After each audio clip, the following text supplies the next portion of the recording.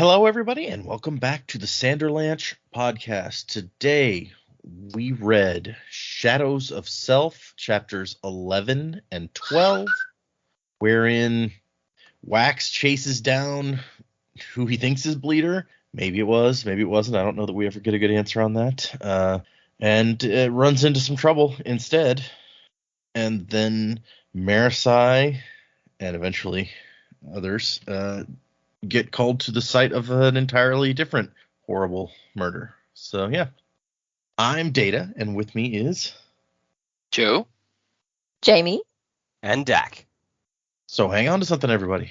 The Sanderlanche is about to begin. Riddle me this now and riddle me that. Does anyone really know the mind of the bat? Wherever you're going, whatever you do, a man in the dark keeping watch over you. So poison the ivy with your crocodile tears. We're climbing the vines to the heart of your fears. Can you tell me has something changed? The rewards are zero, cause I ain't no hero. Do you know it when you go strange? Is your taunting true? Am I as crazy as you? Check my head, I guess the joke's on me. So, yeah. Three. So, yeah. 2 chapters. We got some action going on. We've even got some more broadsheet stuff. So what did you guys think of these 2 chapters? Well, these chapters were chapters. I don't know. For some reason, these specific chapters I found to not be quite as enjoyable as what we've read so far. There was something about it that I felt like, I don't know, I felt like our characters were almost too stupid. Like, I was like, what's going on? They're not like... They're not on the ball here. I felt like there was some things that seemed kind of obvious that the characters were getting confused about, and I just don't know. It wasn't Wax wasn't up to his usual stuff, and I feel like neither was Marasai, and then Wayne was kind of like just there doing his Wayne thing, but not even in like a super fun way. So these chapters really kind of missed it for me. It was kind of a departure from the lovely book we'd had so far. So yeah, I'm hoping that we're a little over halfway now, so I'm hoping that things kind of take a turn and some different things happen. But yeah, just like some of the stuff that happened, like him thinking that the father figure that it was Harms, and then near the end when he sees the priest, he's like, oh, it's that father. I'm like, that doesn't make any sense. It wouldn't be that father. He's not your father. He's not even the father of your religion. So some of that stuff I was just like, what is he talking about? The only really cool thing that came out of it is we got to see another Khandra. That was probably the most fun part of it for me. Even the fight wasn't that exciting. I don't know. Okay. So yeah, and I'm kind of wishy-washy on these ones. Interesting. I don't know that I disagree about Wayne. He doesn't get a lot of. I don't know that he gets a lot of chance to do stuff. I think he has like the one conversation with Steris, which is like okay. Well, and he's not very nice to her either. Which I mean, we get he doesn't like her, but still, it's just like that was rough. Yeah, it's just like. Oh, Wayne, that's not cool. And then like I understand he gets mad, but then he pouts and goes and sits with the guys that he already beat up because he's like, I'm just doing this to prove a point that I don't even want to be around you. It's like, okay, why are you doing that? Yeah. I mean, I totally agree with the Wayne being a bit of an asshat portion of the book. I thought it was really unfair to Steris. Like there was like, okay, Wayne, I get you don't like her, but also that's way too far. Like that's just not cricket. And I lost a little bit of respect for Wayne at that point. I really hope he can redeem himself, but I was like, don't be that guy. But I disagree. I actually really enjoyed the rest of it. I thought the fight scene were pretty good. There's definitely apparently I'm always trying to do something new with how I'm reading this book. In that Dak read it to me this time, which was good fun. But I thought there was really a few of those like cinematic moments, the mist ruffian style mist coat, dancing in the wind and all that sort of stuff. That was a bit of fun. I thought the murder was pretty gruesome. I'm kind of interested to learn a bit more about that. Oh god, what was the first thing that happened? That was the Wayne. Oh no, Wax meeting with Milan. Oh yeah, I was so excited when I was like, when we were reading it last week, I was like, geez, that name sounds a lot like Milan. I was like, okay, well, we can have similar names. That's totally fine. And then when Dak read it, he then changed the pronunciation, and I was like, hang on a minute, did you just say Milan? And his eyes lit up. I had to spell it. Yeah. It's like, yeah. So it's spelled this. It's spelled like this. And I was like, oh my gosh. And then when she was like, don't tell Tensoon, I'm like, oh my bloody Tensoon's back. That's so exciting. Yeah, I'm glad that he's still around. That makes me happy on the inside. That was good. So I'm very excited to see where that part of the story goes. But I quite enjoyed it. I thought it was a good next bit of the story, and they're maybe having a bit of an off day, some of the characters, but I'm sure they'll come good. I was wondering at the time if anyone was going to pick up. It's like, hey, these names sound kind of similar to, but no one mentioned it at least. So I was like, okay, well, maybe it'll be a surprise for people when we get there. And I feel like it was one of those things. It was like, oh, it sounds like Milan, but then like, and really, we should just go with the really out there thoughts. We really should, because half the time they pay off anyway.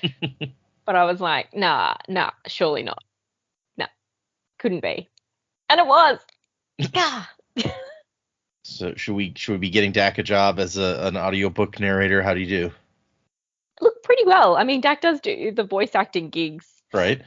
So he's got a voice for it. He does have a slight cold at the moment though, so that made it a little bit hard. Yeah, you might hear that today. He's fine. But it's not COVID. I took the test. It's not COVID. Well, there you go. It's not COVID. No, just a regular Aussie winter cold. Yeah. Weather dropped about 5 degrees, and all of a sudden I'm feeling it. Yeah. Well, it's probably a good idea to get the test before you guys went to a party today. So that's Yep. Correct. Yeah, we probably don't need to infect the entire family. Well, and we were at a family function on Monday, and it Where can that's where it slowly came from. like a whole bunch of people have gotten sick, as it turns out. So someone there was the originator of it. I mean, yeah, I didn't lean into the audiobook as much as I could have. I didn't do like distinct voices for everyone, but maybe next time. So these chapters were good. I agree with Joe; they're a bit weaker than what have come before. I don't think that they're not the worst things ever, and they're not bad. But there are a few things about them that some things were really good and some things weren't. Like, I don't think throughout all the reading that we've done, I've ever been simultaneously so overjoyed and so annoyed all at the same time as the Tensoon reveal that he's still around here, because I was so excited to hear, oh my god, he's back. And then I had to reread this a couple of times, I had to make sure I didn't misread that. And the more I read it, the more I'm like, this is a terrible way to give us that information. Why would Milan bring that up to Wax? Wax doesn't know who Tensoon is. Like, he's just going to be like, the fuck are you talking about to this line? And so, so it's clearly just there to get the audience excited that Tensoon's coming back. But you know how else Brandon could have done that? By showing us Tensoon coming back, which he presumably will do later. So I thought, I was really happy to see that Tensoon was back, but like the way that handled was mind-bogglingly clunky. That said, everything else about Milan here was really, really cool. Like her in the action scenes, like the fight, and even just like the bits where she wasn't on the screen, where Wax was just fighting the guys. That whole fight scene was really cool. I really enjoyed that. So that was all good. I agree. I'm really disappointed in Wayne for just how he's shutting down Steris. I get that Steris can be hard to get along with, but also Wayne, you're also hard to get along with. But no joke. But Steris is making the effort, and you're just like, oh, you hate what she represents. You have no idea what she represents, dude. You're not even trying to find out. Yeah. I mean, maybe he just doesn't twig that Steris actually does like Wax. Maybe not in the way that Wayne would want her to, but come on, Wayne. Like you're supposed to be the guy who thinks outside the box. Think outside the box. So there was that. When they said, "Oh, it's Father Bin who's been killed," I was just like, "Who dat? Have we come across him before?" That's actually a good question. Hold on, I want to see if I think it. Hold on, I said that. I don't know. It sounded familiar for me either earlier in this book, like he was like in the scene, but we didn't really talk about him. Father Bin was the one that was going to perform their wedding. Ah, yeah. Oh. So Okay. that's where we've heard of him, is because Steris was like, oh no, requesting Father Bin to do the ceremony was the only thing that you needed to do, Wax. So I guess that would make him his father then. Yeah, in a roundabout way. Yeah, it just didn't make a lot of that line didn't make a lot of sense to me when he's like, oh, he was talking about this father. Leader was talking about this father. Because I'm like, that guy's not even the father of your religion. Yeah, no, so that was weird. Like when they're just like, oh my god, Father Bin's been killed. I'm just like, am I supposed to know who this is? Like, I feel like this is being treated like a big reveal, and I've got no idea who you're talking about. yeah. So like, why should right, I care? Yeah, so like maybe it's on me for not remembering that detail, but the guy got mentioned once, and he didn't even appear in the book yet. So I'm just like, okay, cool.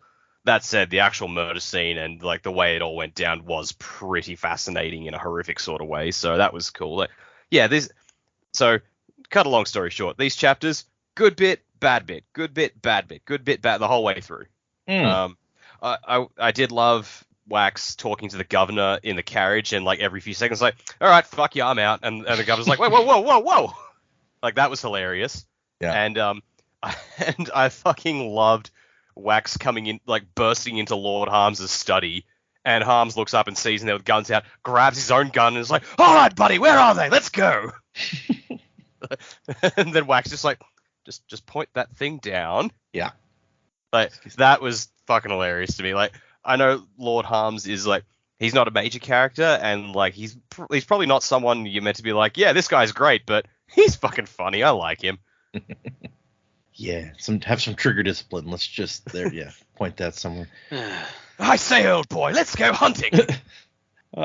So I don't disagree with you about the Tensoon reveal being clunky, but just as a note, you're like, he doesn't even know who that is, and I'm like, I'm pretty sure people know. Like, we got Sunni pups that are apparently based on Tensoon. I'm pretty sure people know who Tensoon is. Oh, yeah. Oh, that's true. Yeah, and also there's a statue of him with Vin, isn't there? Or did I make that up? That was the statue of Ellen, wasn't it? I don't think the dog was there. Maybe No, not. but he had a title as well, the Guardian or the Protector. The Guardian. Or That's what it was. Yeah, that's right. Yeah. Yeah. Even though they only hung out for like a month. You know, the dumb thing that just occurred to me, it's like, oh yeah, like he wasn't the statue, like, you know, the shapeless, formless plinth that she's standing on, that's the true form of a Kandra. But yeah, at the same time, it's like, well, Wax doesn't know Tensoon, so like, you're like, don't tell him, okay? It's like, all right. Oh yeah, me and the Guardian, we go way back. I won't tell this guy who I've never met that thing you just said, which I probably won't even remember. Good times. Yeah. Okay, before we actually get into it, just because we've been talking about it right now and it reminded me, I'm going to read you guys this, I was going to say it was like a question answer thing, but it was a statement more that Brandon made on Reddit that kind of shed some light on like why some of this is written the way it is. So it's titled, "You Can All Shut Up Now." Well, no, it's just like, let's see. So I guess somebody just posted a thing on Reddit, and then someone like tagged him and was like, hey, what do you think on this? And then he kind of responded. So that happens sometimes on Reddit, is Brandon just shows up and says some stuff.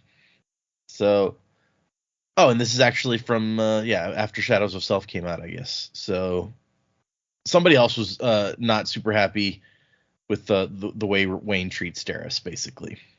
Right. And Brandon says, so I don't know how much I've talked about this, but there are two things going on with Wayne in regards to Steris. The first is that Wayne is a highly instinctive person. He does think, and more than people give him credit for, but he judges a lot of what he does by what his gut says. I've known people like this, and they can be extremely charming, but have more trouble articulating why they might make a certain decision or why they don't like a particular person. Wayne doesn't like Steris. She feels off to him, and his instincts say that she's hiding something. Trouble is, his gut is misleading him in this case. Steris doesn't think and react like Wayne does, but it's not because she's hiding something, it's because she doesn't pick up on the same social cues that someone as highly sociable as Wayne sees. And then there's a second issue here, and that's Wayne's overprotectiveness. Wayne tends to lump people in his head into my mates and those other folks. And once you're in with him, he'll do basically anything for you. You'll never find a more loyal friend. At the same time, it's hard to get in with him. And if he perceives someone as stealing someone from him, he gets very defensive, even mean. He doesn't realize it, but his subconscious sees Steris as taking Wax away from him, and even more importantly, away from Lessie. He'd be belligerent toward anyone that Wax started dating, but the fact that he gets a lot of false positives off of Steris doesn't help. If Wax and Marasi had worked out, he'd probably have been okay with it, as an example. I mean, I guess, but he was the one trying to convince Wax in the first book to like get back out there, so that's a little confusing.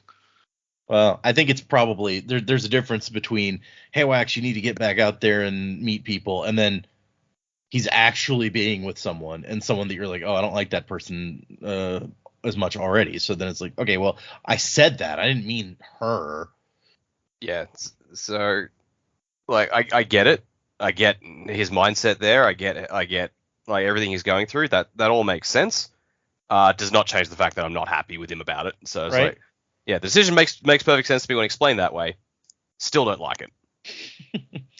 Well, because we like Steris now. We're like, Wayne, stop being an asshole. Yeah. Yeah, it's a real dick move. Doesn't make Wayne right. So okay, I guess let's get into these things. We'll start with the broadsheet page here. I like the first ad is for aluminum doorknobs and locks, so that Allomancers can't just like open your door by shoving the locks out, that's pretty clever actually. Yeah. Yep. To be fair, we did see Wax do that a lot in this chapter. He did shove stuff open a lot today. Yeah. That's a thing he does. Yeah, I like how he has such disregard for people's entryways that he like blows his father-in-law's windows open the wrong way and breaks them. Oops. Hey, he's in a hurry, okay? And Harms is rich. It's fine. You can break rich people's stuff, right? It's perfectly okay. Wow, you're that is not right. Guess he's no longer coming to Sunday brunch. Yeah. Another ad is investors wanted. Investing in electrics will grow your wealth. Contact ST, which I'm pretty sure is supposed to be Sophie Tarsell that we met in the previous section. Yep. And then there's an article about Wax and his chase and Marksman's death. And the newspaper is not a fan of Wax, is what we take from this. This is very Spider-Man J. Jonah Jameson. It's like, oh, Waxillium Ladrian, he's a criminal, that's what he is. Yeah, I don't know. I feel like, and maybe it's because it came from Aradel today in the chapters that we read, but I feel like the newspaper and Aradel kind of have a point. It's like he gets to do kind of whatever he wants, and then everybody else just has to clean up the mess. And like there's a point where that becomes irresponsible, because he's not like Batman who pours money into the city to try to make it better, and then also he goes out and fights crime. He's just kind of solving case by case, kind of doing whatever he wants.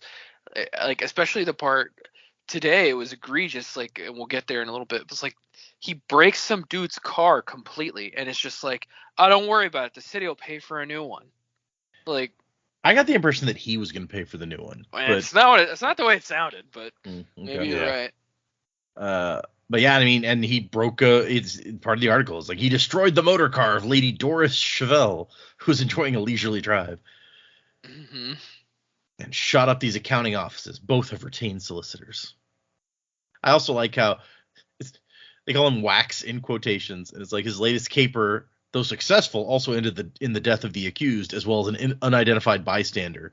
And I was like, okay, maybe the newspaper doesn't have all of the information, but let's be clear, the unidentified bystander killed Marksman, and then took a woman hostage. And had to be killed. Like that's clear. That doesn't fit their angle. Yeah. Clearly they don't have all their info correct, but at the same time, they're not wrong about some things. Yeah. I like that picture of him. I did not picture Wax with such generous sideburns. The sideburns, yeah. They're massive.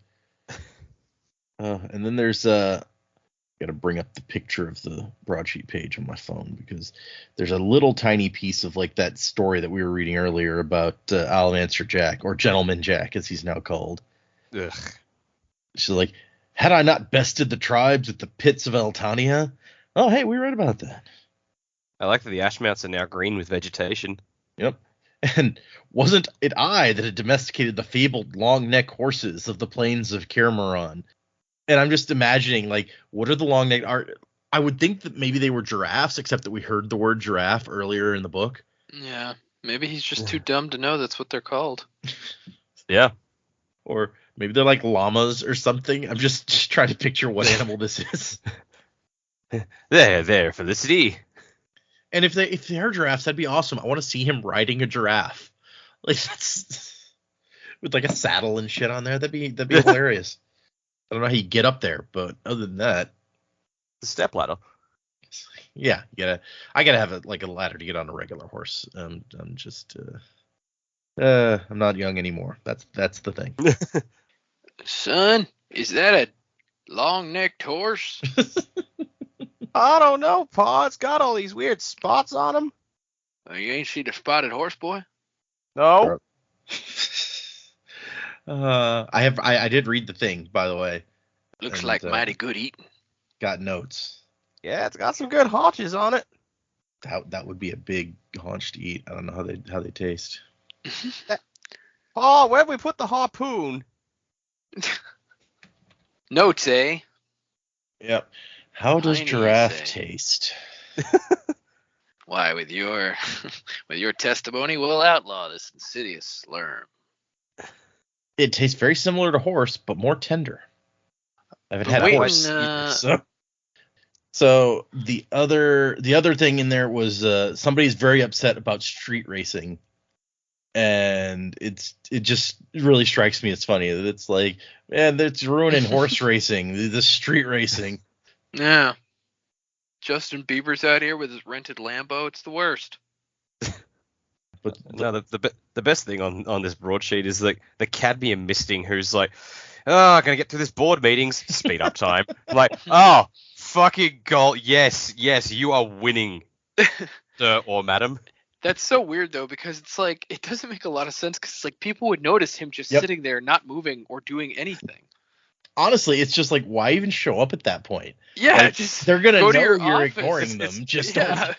Just go to your office and do it. It could be required attendance. Yeah. I guess.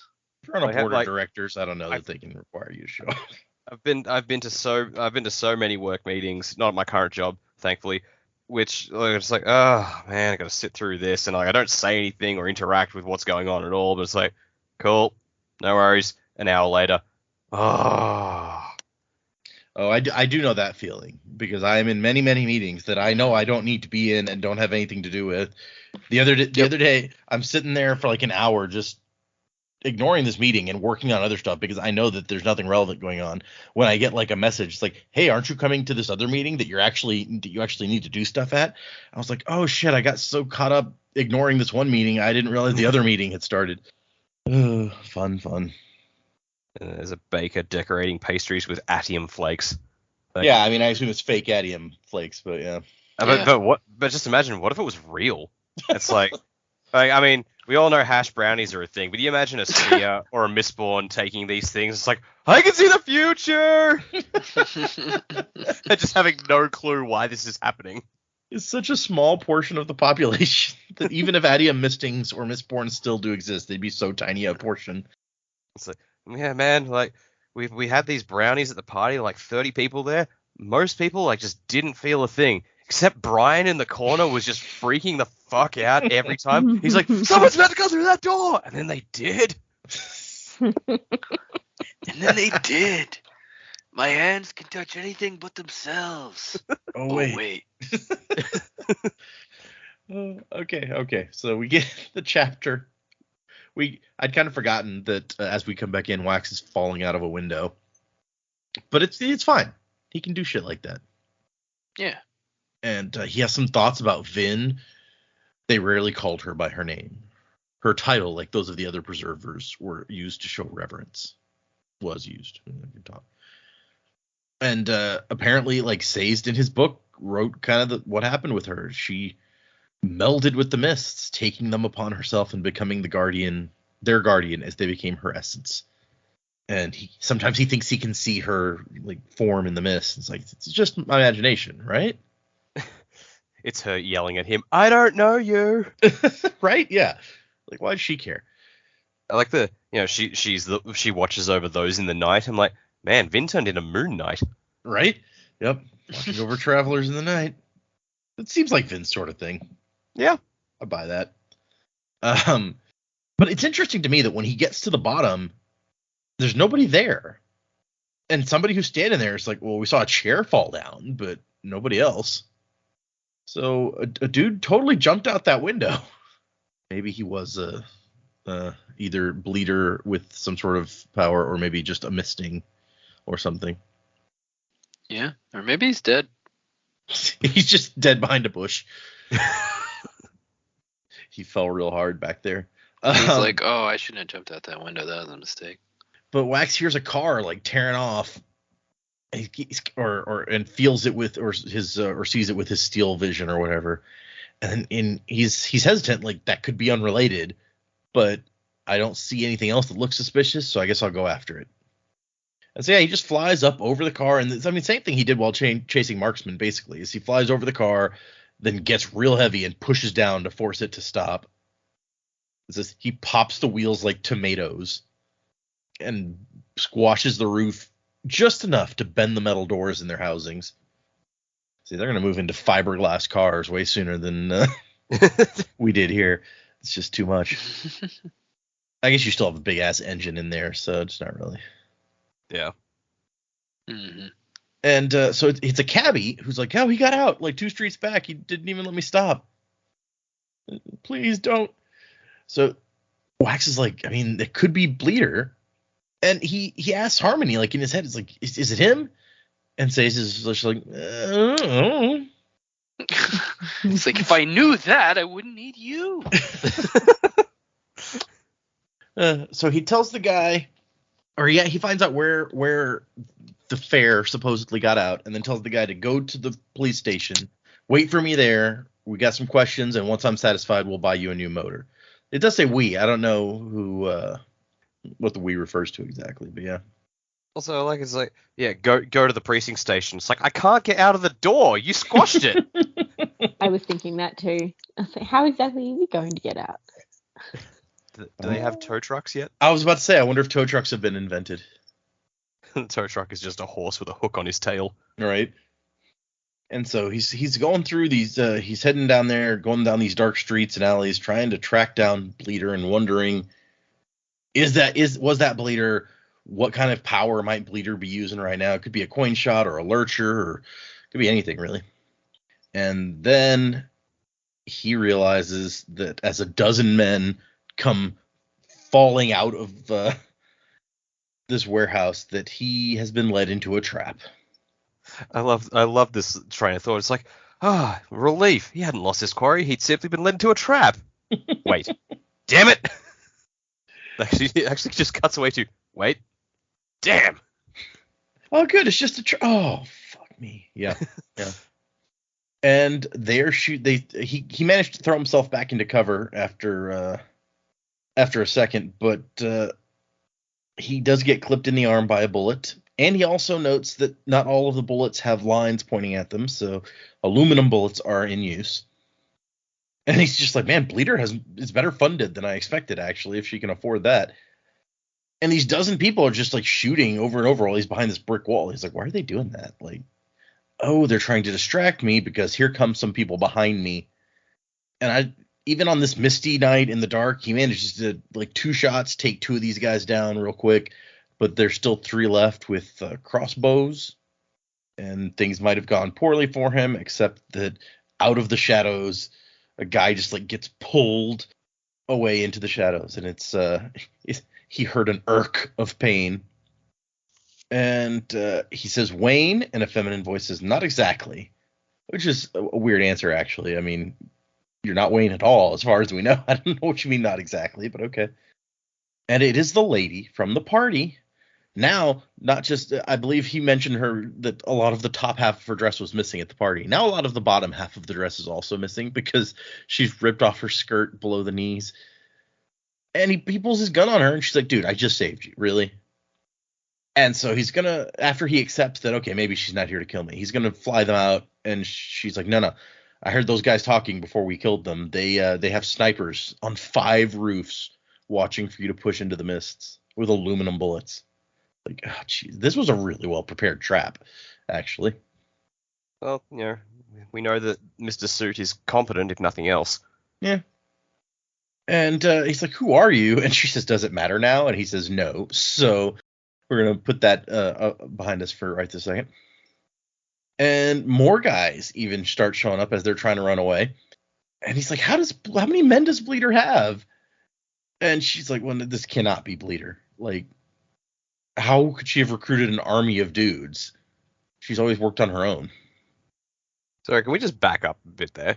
Yeah. Right before they start running, like, Wax talks about he feels stronger in the mists. It shouldn't be so. He was no pewter arm, but there it was. Like, do people just believe that thugs are the only ones who get powerful in the mists? I thought that was an everyone thing. I don't know that anyone actually, except for Vin drawing on the mist, ever got more powerful in the mist. It was the mist react to people using allomancy. They like swirl around them or something. But I think that he mentions pewter arm here because a pewter arm, like, when they burn, they do get stronger and they bodies feel stronger. Right, yeah. So it's the way it was phrased made it sound like the mists made pewter arms strong. I'm like, what? How is what? No, but I agree. It is interesting that he does feel like he gets some sort of boost out of here, and maybe it's just all in his head because he just kind of likes the mists, or maybe there's something else going on we don't know about. Wouldn't be the first time the mists have been up to something. Right. And as they decide they're going to have to fight, Milan reaches into her cleavage, which turns transparent, and pulls out some guns, or a gun. And she says, so convenient. You can store all sorts of things in those. I thought pockets in a dress was cool. This is like next level pocket. Yeah. And maybe missed the memo. It's like you meant to hide them in your bra, not the thing in your bra.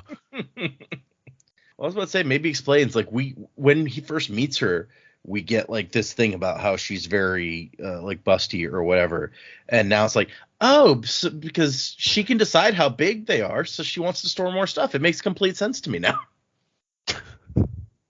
Like, you got like, I'm assuming Wayne will be quite envious. The best disguise, ability to disguise, he's gonna love it. And she says that she is Malon, pronouncing slightly different now. The father promised you help. I'm it. And he gets sort of a mental message from Harmony that you can trust this one. So he's like, all right.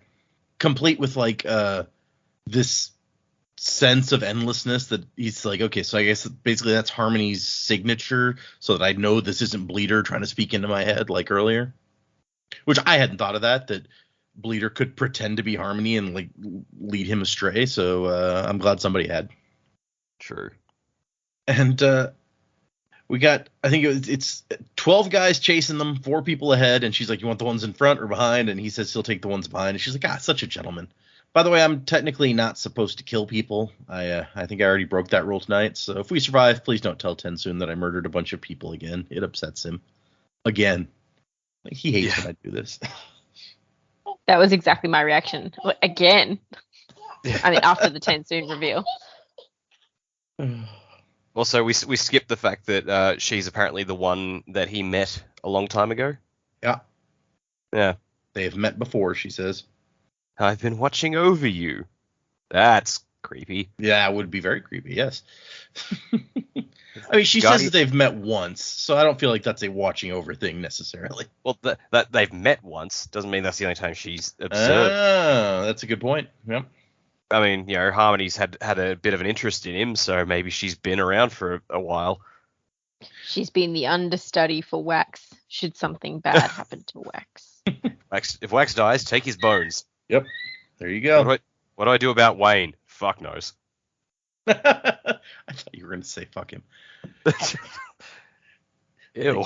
Yeah, I know Wax and Wayne are close, but jeez. No, I was more just like, screwing the blob monster? That's kind of weird. Okay, also weird, yeah. I'm not going to disagree with that either. Okay, so I wonder if Tensoon is like the boss now. Like, it kind of makes, like, don't tell Tensoon about this. Or if he's just, because we learned in the first trilogy or whatever that he was kind of like the person who helped her learn stuff. So like a kind of a big brother thing. So maybe that's all it is. It's like, oh, don't tell my big brother that I murdered a bunch of people again. Because Melan is one of the few like named Conjure that we knew from the first trilogy. So nice to see her back. Yeah, it really came off as okay. So we want to bring in some Candra's. Let's bring in some of like the lesser seen ones, but who had names, so we can tie it back to the original trilogy. So we'll bring back Melan here. And maybe we'll bring back like that weirdo who grew an arm out of his face, Jimmy. That's for sure. It's funny you say it that way, because I was actually thinking just before we recorded today that I was just like, Melan didn't really have much of a role in the first trilogy. Like she kind of had a couple of interactions with Tensoon, and that was it. She felt kind of pointless. So I'm just like, did Brandon introduce her in the first trilogy because he had plans to use her in like later stuff? Maybe she'll be a main character like somewhere, even in like the next trilogy, since Conjure can live however long, assuming she doesn't die right now, which we know she doesn't because we got to the end of the chapter. But so I think it was like Jim Butch has talked about it with the Dresden Files. Like he'll just throw in characters here and there, just like, oh, this could be fun for like a little one-shot thing. And then, like, he can decide when he's doing later books, like, am I going to use that character again? That might be fun. Or it might not, which is why some of them have come back in a big way and others haven't. Yep, we got Butters, who was like a one-shot and then became pretty important. Yep. But this is where Wax finally puts together that his uncle must be behind this, with the planning and the aluminum bullets and all this. It's like, oh, crap, if Bleeder and the Set are working together. Which is what we've been theorizing since the beginning, basically. So good job catching up, Wax. And so, he starts shooting the dudes behind them, and Melan's doing. He doesn't have time to pay attention to whatever she's doing. Assume that she's carrying her into this deal. Not all of them are using aluminum, though. So he does manage to push some of their weapons out of their hands, stop some of the bullets in the air, and he takes down like most of these guys. Some coming at him with dueling canes, and others with bows, and he runs out of bullets, which I like that he says both out, or he thinks both out, I believe, and pulls the triggers anyway. And then one of the guys who's like cowering backwards is like, hey, he's out, get him. He's defenseless. And Wax is like, why do they think I need guns to be dangerous? And once again, this is a very cinematic moment where he's just like, he reaches into his coat, pulls out the like grappling hook thing on the end of a rope and just drops the metal so it hits the ground with a clink, and he's like, this is how it used to be done. And he starts like slaughtering people with the spike whirling around, rope flying places. I would love to see that done cinematically. Although it kind of reminds me, I think, of actually Shang-Chi, now that I'm thinking about it, and his sister. Oh yeah, she doesn't need like pushing powers to make it just fly around doing whatever. But as he kills the second to last guy, he thinks there's just one more, and he turns around, but he's going to be too slow. The last guy has an aluminum gun, and he goes, the Set sends its regards, law, and then gets a knife rammed into his back. And Melan says, here's a tip, kid. Save the wisecracks until your foe is dead. Like this. See how easy it is? And then she kicks the dead guy in the face, which is just mean. Yeah, this was definitely the part where I was like, man, this is not even that fun. It's just kind of dumb. I love it. It got very corny. Yeah, it got cornbally real quick. Oh my gosh, I like Melan here, so, and even with her jokes, so I'm good with it.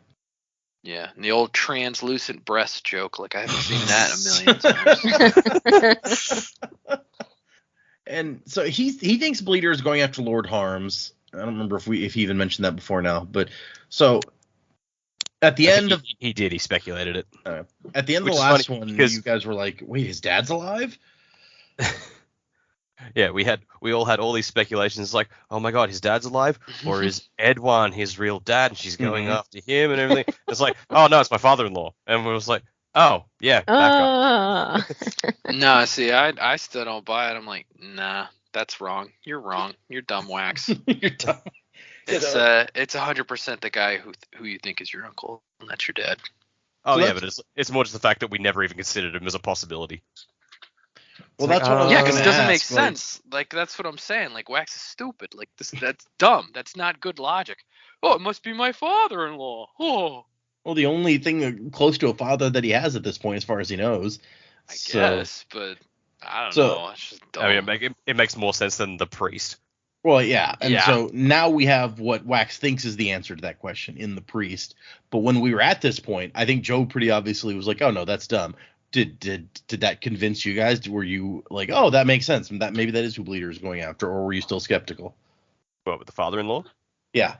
Yeah, no, I thought, oh yeah, I guess that's logical. I can see that. Yeah, it was a bit of a okay, all right, we missed the mark on that one, and I just sort of accepted it and moved on. And then when we got to the priest, I was like, oh, the father. I didn't even think about the religions were different, but that's how I felt anyway. Okay. So he's gonna go try to save Lord Harms from potential murder, and he tells Malon to meet him or somebody that he sends at a bar, and tells her good luck. And she's like, "I'm not the one who needs help, dude. I'm basically bulletproof." So Again, pretty corny. Now that we were just brought it up, though, I guess technically Bleeder also did kill his father of his religion, because that's whose bones the conjurer was using when it came to the church. But anyway, we'll get to that. apparently, the priests of that church are not, or kind of, it's kind of a weird, because we know that his religion doesn't seem to have like organized meetings or anything like that. It's a very like solo thing, based on how he described it last time. So he elects, instead of flying into the air because those snipers are still out there, he jumps into the canal, and he's going to try to get out that way without being spotted. Which, maybe that's a good plan. Yep. And then we cut back to Wayne, and he's asking people questions about the guy who jumped out the window. Was he acting weird or anything like that? And I love that he's got a pad that he seems to be taking notes on, until a little later we find out that he's like, oh no. And there's just like scribbles on there. He's like, now people will answer questions with more information if they think you're writing something down. It's like, well, we know he can't read or write, so it's like, I still think that was just a joke on his part. Well, it's funny though, because I think it was when I was in retail, someone said, if you want someone to like think you look important or that you're doing something, carry a clipboard. Even if you've got nothing on the clipboard, people just like, you must be the guy that's doing stuff. So Wayne's onto something there. yeah. And he ends questioning this woman by asking her where she got her shoes. And she's like, my shoes? Yeah. They look pretty comfortable, they do. Can't have too many pairs of black pumps. They go with rusting everything. You're a man. Sure am. Checked last time I pissed. The shoes? Oh, what a line. Oh, right. Yeah. That's classic Wayne, isn't it? Yeah. Yep. And she does not even flinch when he says that. Nope. She just tells him where on Yeoman Street. I've got a Yeoman Street, a Tin Wheel Promenade. Mm-hmm. Hey, at least it's not Yedden Street. I'm hoping they didn't name anything after that guy. When I was reading That's it out. what I said.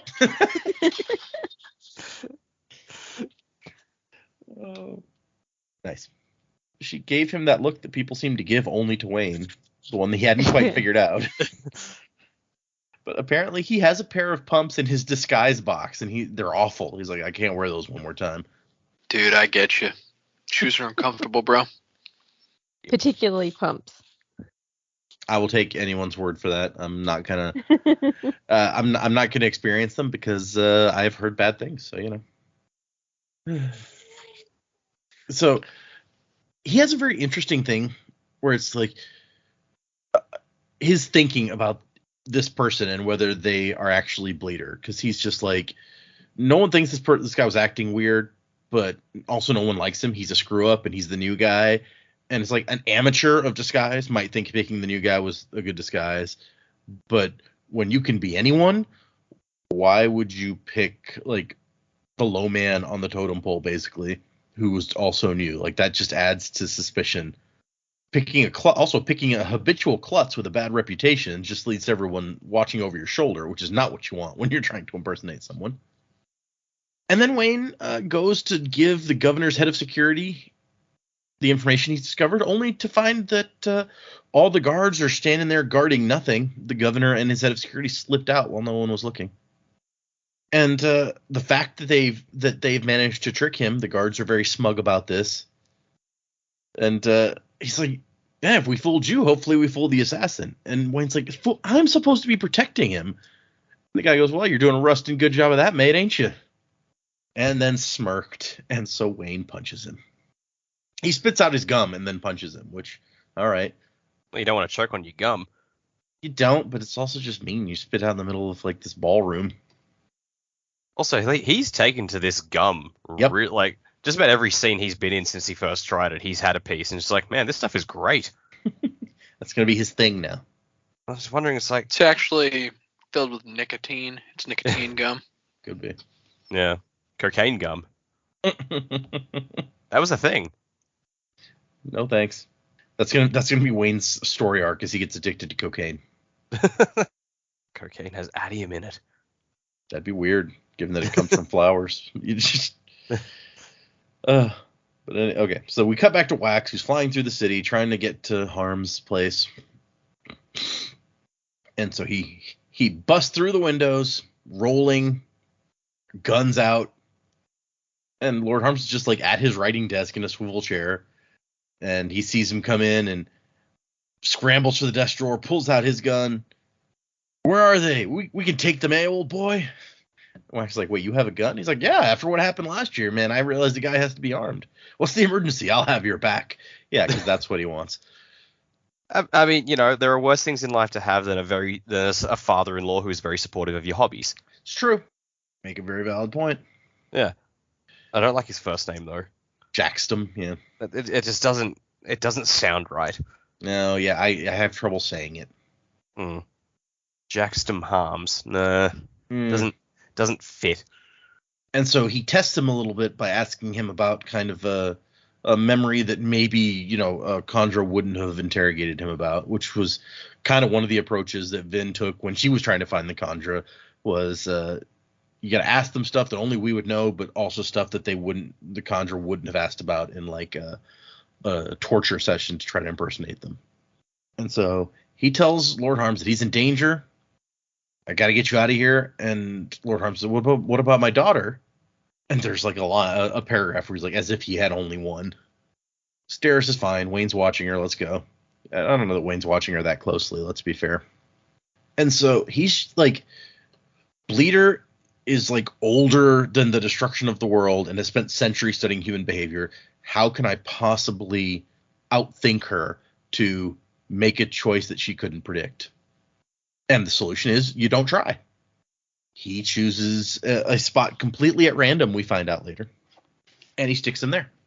Yeah, and after the chapter ended, I was like, does he go back and get him, or does he just leave him there? Yeah, he's just going to stay there.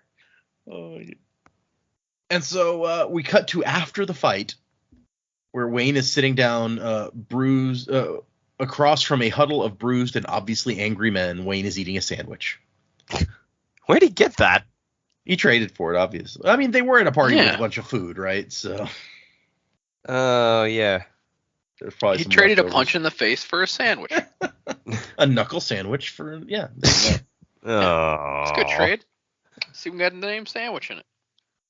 So, Who's corny now? Yeah, right. Us. Yep. Always. I like Steris is actually kind of trying to have a conversation. She's like, oh, Wayne, those are the governor's guards. He's probably going to need them. And Wayne's like, not my fault. They was being unaccommodating. And so she just kind of sits down beside him and sighs, and she's talking about Wax, like, it's always going to be like this, huh? Just being left behind in the middle of something. Always half feeling I'm a part of his life. And Wayne says, well, I mean, you could do the noble thing and just give up the marriage, let him loose to find someone he actually likes. And, he's not wrong when she responds, well, what about my family's investment in his house? And Wayne says, well, I know this here is revolutionary word, Steris, but you can loan a chap money without him having to jump you in appreciation, if you know my meaning. Jeez, Wayne, come on, man. It's very rude and kind of horrible, especially since we know Steris kind of does like Wax. But he's also not wrong that, you can loan a guy money without having to get married to him. Yeah, but the thing is, like, he just doesn't give an ounce of a shit about that. Like, he's just like, get away from my buddy sort of thing, and just saying whatever he can to try and drive it home. Mm-hmm. And like, man, you're out of line. Like, as much as I like Wayne, there are times he can be really annoying because he's just automatically assuming it's like, well, I just know best because I'm so clever and all. Mm. And this is one of those times it's like, you're actually not, mate. Step the fuck back. Yeah, especially because we get like this look into her head here where she's just like, he was always crass and whimsical, but rarely blatantly rude. He saved that for her. And she's like, what does he want? I've tried all these things to try to make this work, and it just makes things worse. And Steris says, did he say where he was going? And Wayne's like, no. I mean, he could have gone anywhere chasing bleeders, so he'll come back when he can, and if I leave, I'll just miss him, so we got to stay here. And she says, do you hate me because of what I represent? And Wayne says, I don't hate you. I find you repulsive. That there is an important distinction, it is. And that's when he, as she's trying to talk, just gets up and walks over to stand with the guards that have been glaring at him, that he's just beaten up, giving a message that I would rather be with these guys than talking to you. Which, yeah, that's just the worst. But I actually kind of appreciate the depth of character that we've got a character that we actually like in Wayne, but Brandon never depicts them as like without fault. Like the good guys are not always good. I like the depth there. Yeah, no, it is good. Let's be fair. If it was a character that we didn't really care about that he was doing this to, we wouldn't give an ounce of a shit. Right. It's just because he's picked someone who we have grown to really like, and we're just like, oh, hang on a minute. So that's that might be on us, but yeah, and also because while we were confused at first by her behavior, we as readers have an understanding for that behavior, but Wax doesn't have that understanding. Yeah. So it's one of those things where it's like, okay, you kind of get why he's like this, but at the same time, you're kind of like, well, I mean, you ain't gotta go that far. Yeah. Mm-hmm. But here's where Marisai shows up and tells Steris that I'm sending you somewhere safe. And Steris is like, no, I think the danger's past, unless Wayne's picking fights again. And she's like, no, this has just started. Something else has happened. Wayne, get over here. We got work to do. And we cut back to Wax, who has deposited Lord Harms on top of a random tower, basically, that he picked numbers on a map and just was like, okay, I'm leaving you here. Hiding in darkness at the top of this tower. Yeah, that's the part where I'm really like, is he going to go get him? Because he's just like on some random building just hiding in the dark.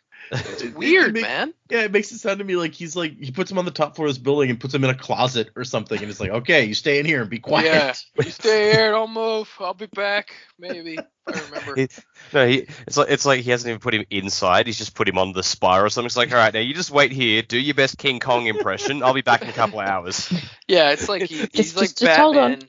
He's like Batman. He left him on a rooftop, and he's like, all right, see ya. Wait, what? You're just gonna leave me here? Yeah.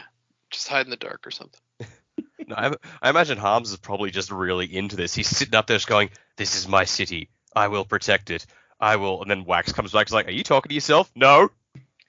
I feel like Harms will be into it for the first hour maybe. And then it's like, okay. Yeah. I gotta pee.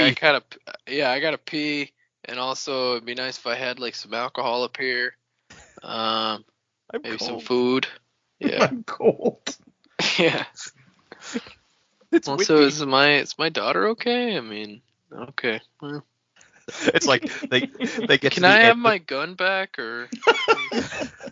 Can you imagine, like, they get to the end of the book and they're just like, guys, I feel like there's something we've forgotten. And it's like, now what can we possibly have forgotten? And then Steris comes out. It's like, hi guys, has anyone seen my dad? And Wax goes, oh shit, I'll be right back. It's like a week later and he's still just hanging to the top of this building. It's like, hello. It's the after credit scene. It's just him up there. This is if this was like a TV show, like the transition to black would be like a circle that comes in to the middle on Wax and be like, whoops, and it'd be like, okay, so Wax goes to find the governor, and he spots 3 unmarked carriages that left the tower. 2 of them must be decoys, and kind of starts eliminating them until he finds the correct one. And so he just drops onto the carriage, nods to the surprised coachman, and then swings down and knocks on the door. The window shade opens, and the security guy's like, Ladrian? What the hell are you doing? Being polite, may I come in? So, okay, they let him in. And the governor's like, oh, geez, breaking up my party wasn't enough for you. Now you got to harass me on my way home, too? And Wax is just immediately like, he shrugs and goes to climb back out. And the guy's like, what are you doing? Well, I'm leaving. Like, there's a lot of better places I could be. Most of them more pleasant than this. So here you go. Have a gun. And the governor's like, I don't need a gun. I have bodyguards. Yeah, so did your brother. Just take it. I'll feel guilty when you get shot if I haven't done something. The governor thinks that his brother was killed because of his flirtations with the underbelly of Elendel. They won't touch me. And Wax is like, yeah, I'm sure. That's you know how to spot a conjurer, right, Drim? And the governor's like, those are myths. And Wax is like, oh, really? Okay, well, then I guess the one I met tonight was lying. I don't know how she made her skin transparent, but whatever. You seem to have it in hand. One of the faceless immortals was at my party. 2, actually. One came to help. I would introduce you, but your mind seems made up. And so, yeah, he just keeps acting like he's going to leave. And finally, the governor's like, okay, fine. You've made your point. And so he's kind of convinced him, not Drim. Drim's like, come on, this is bullshit, right? But the governor's like, so you can introduce me to one of these to like actually prove what you're saying. But why would Harmony's servant want to kill Lord Winsting? And Wax like, so the conjurer's gone crazy. Don't know exactly what she's up to, but trying to keep you alive. And Wax says he's going to take over the governor's security, and his security guy's like hell you are. And the governor's like, no, you can't do that. And so Wax goes for the door again. Like, okay, there's a play I want to see, so I'll just go catch the tail end of that. I'm sure your head of security can handle if the conjurer shows up. He knew that they were at the party, right? He didn't miss Wayne slipping in wearing a disguise, right? And okay, yes, you've made your point again. That's a good point about Wayne too. Like, he was on your list of people not to let in. So, well, like that's something they can't dispute. And it's like, oh, Candra's unreal, blah blah blah. And it's like, well, you missed Wayne getting in at the party, and it's like, all right, yes, you've got us on that one, so. It's like, not only did a guy whose name was on your list of people not to let in just like put on a different outfit and make it in, but that was after he already approached the door once and was turned away. So your guy at the door knew what he looked like. It's, yeah. Also, Marisai got in with him, which I was like, oh. I guess the professor got a +1. Plan to kidnap the professor. And so the conversation kind of ends with the governor being like, okay, I want to meet this conjurer tonight. I want to see this proof of yours, ruffian. I guess a ruffian is someone from the roughs. Yeah. Now, hang on. You skipped over a great paragraph where they're talking about, he's thinking about who Bleeder could be in the governor's staff. It's like could be anyone. Could be the wife, could be a niece or a nephew, could be a toddler. Like, it could be one of the house pets in the Historica. Kandra imitated animals. I'm like, one of them did that and got shit on for it. He really did. I like how the story has transitioned because Tensoon's role was so important, right? As an animal. Yeah. And that was just like, all the Kandra did that, and the rest of them just like, no, we didn't. But also, I like the idea of the house pets are secretly the assassins. It's like, Kitty's coming at you with a knife.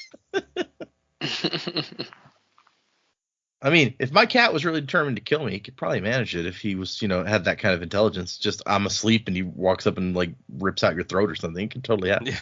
Yeah. Or Wouldn't put it past a cat. He shoves his paws into your mouth and so you suffocate. I have had a cat like paw my face in the middle of the night, so it could happen. Yeah. The worst is when they lick you with their bristly tongue on your face when you're trying to sleep. You're like, get off of me. Yeah. So, I mean, not a cat attacking, but I don't know if I've shared this story on the podcast before. When Dak and I started dating, the very first time he stayed over, it was middle of the night, and the curtains were open a little bit, the moonlight was coming through, and I looked over, and there's my cat standing over Dak, looking at him. And it was, to this day, the creepiest thing I've ever witnessed. It's like what is this doing here? Yeah. She's like, she would absolutely eat you in the night. Yeah. What do you call this? Yeah. But now you have to put up Who with have I found you with shit. in this bed? Yeah, This that is cat is my now bed. 19 and a half. Like, it could not Wow. fight back Yeah. to save its life. Makes a goddamn baby. racket, though.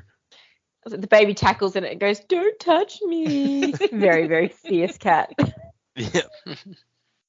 Oh, that's a nice age for that's a nice long-lived cat. Yeah.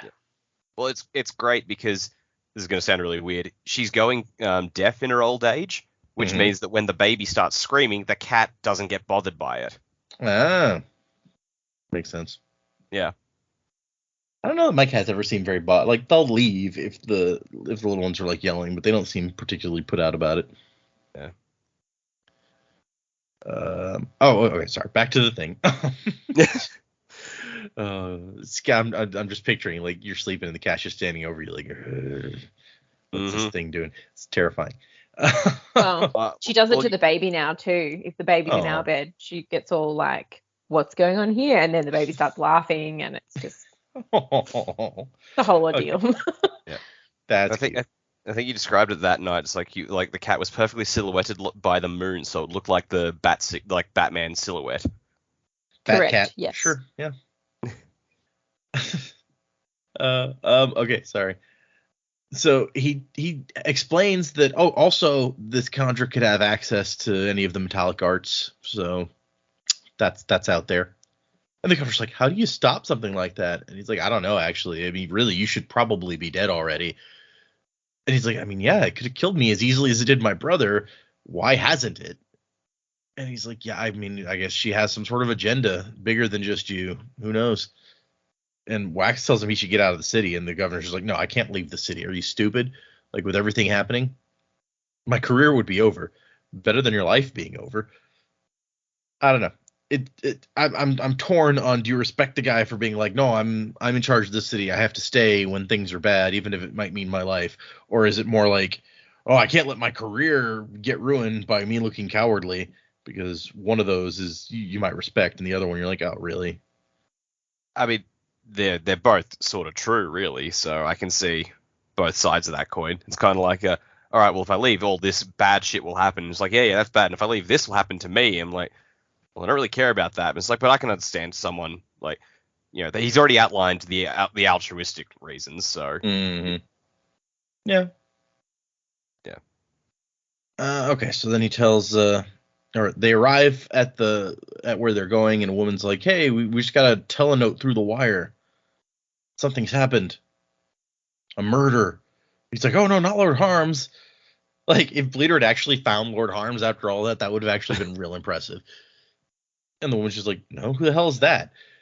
"It was Father Bin, the priest." And so we cut to Marisai, who's looking up at this corpse. This old priest has been nailed to the wall with a spike through each eye. It's not a great picture. A disturbingly reverent scene. Reminded her of something out of the Historica, though she couldn't remember what. So we know that from a conversation just very recently that the Historica is like the part of that Say's left behind that explain like the story, the history of what happened at the end of the world. I don't know. Was anybody nailed like that? I don't remember that necessarily. I'm not sure what that reference is. Other than obviously just like a Steel Inquisitor. Mm.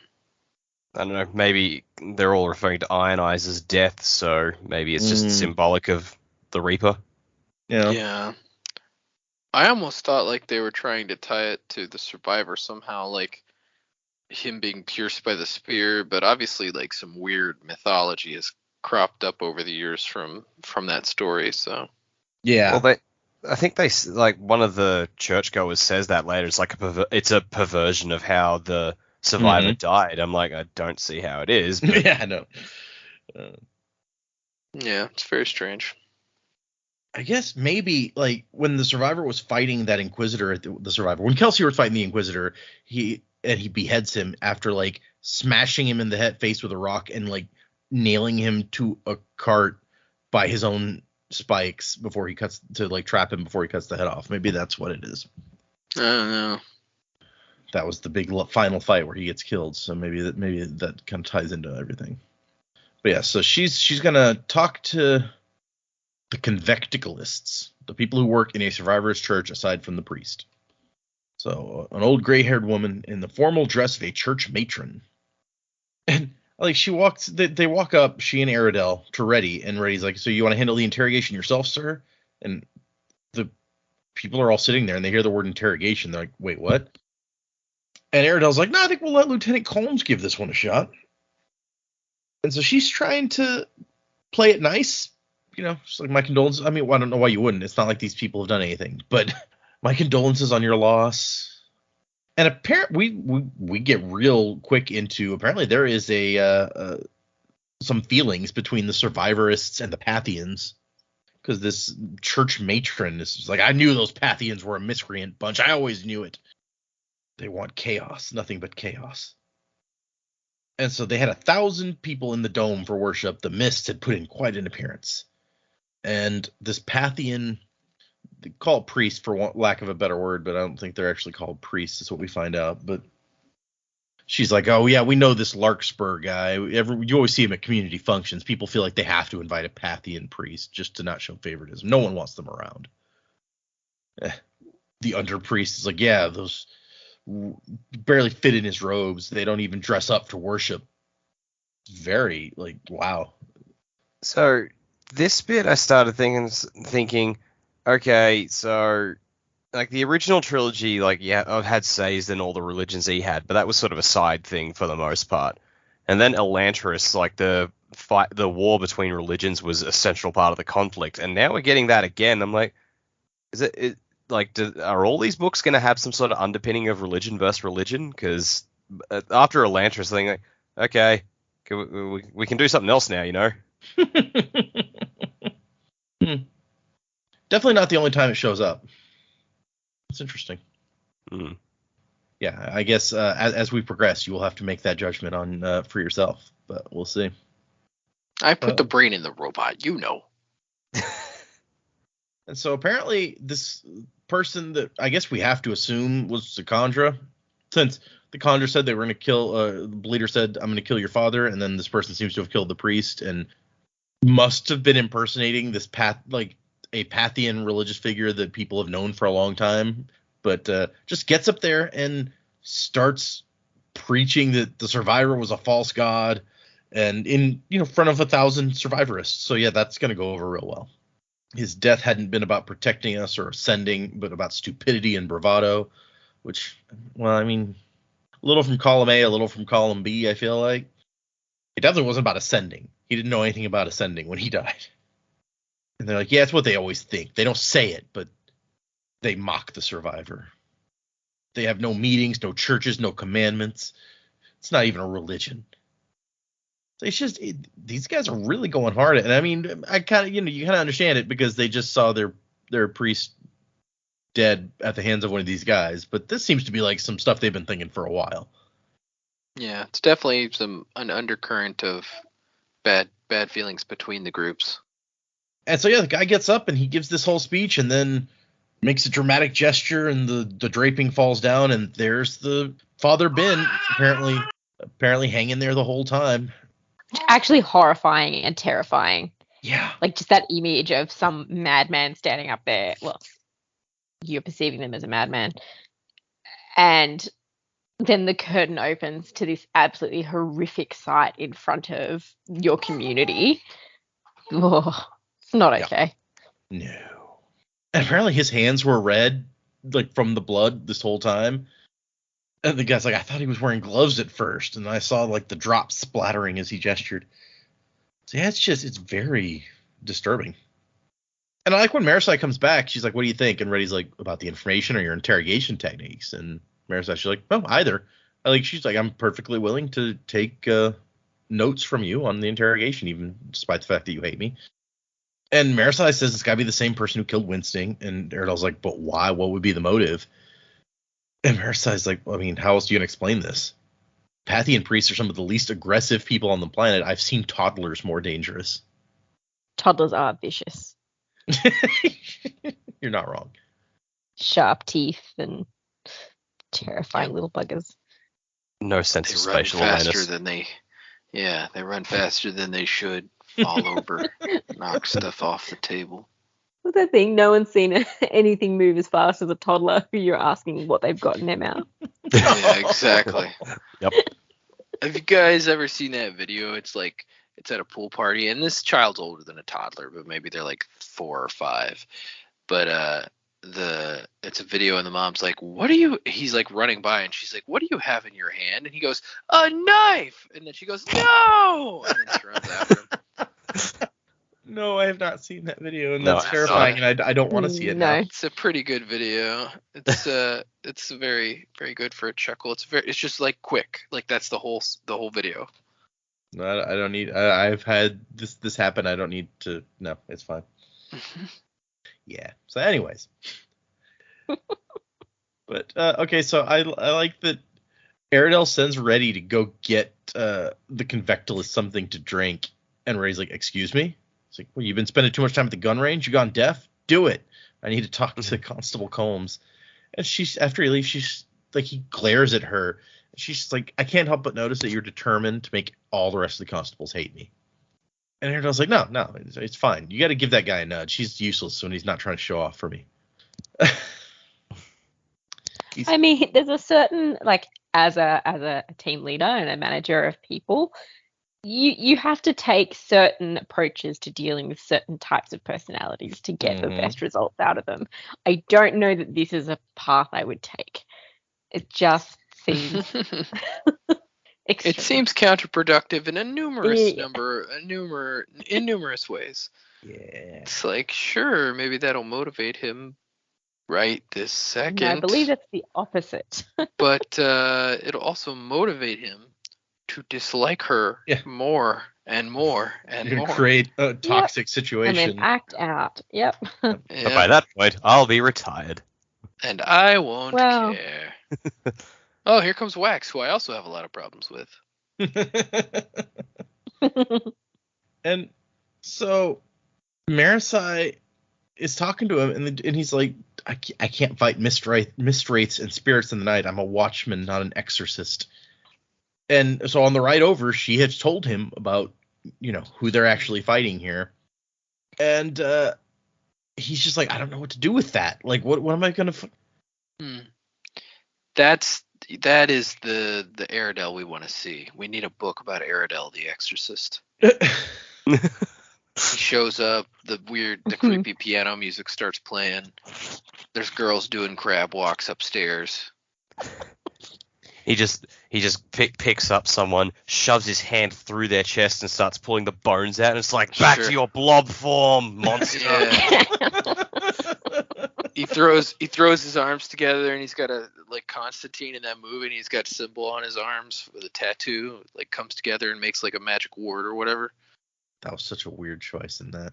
Yeah, that was a strange choice. That whole movie is strange. That movie was a strange choice in itself. Yeah. Yeah. So I don't think I've seen it. I like when the devil shows up and pulls the cancer out of him. That's kind of cool. I was about to say, I always love that actor that they got. Yeah. He's always fun. Yeah, the guy who plays Uli. Oh, it had an amazing cast when you look at it. The entire cast is holy shit, all these people are in it. It's got, Keanu Reeves, it had young Shia LaBeouf, it had Tilda Swinton, Peter Stormare was Satan, and Jimon Honsu, who I think we've talked about on the show, was in it as well. Like, fuck, the cast Oh was stacked. yeah, that's Papa Midnight. I'd forgotten that. Papa Midnight.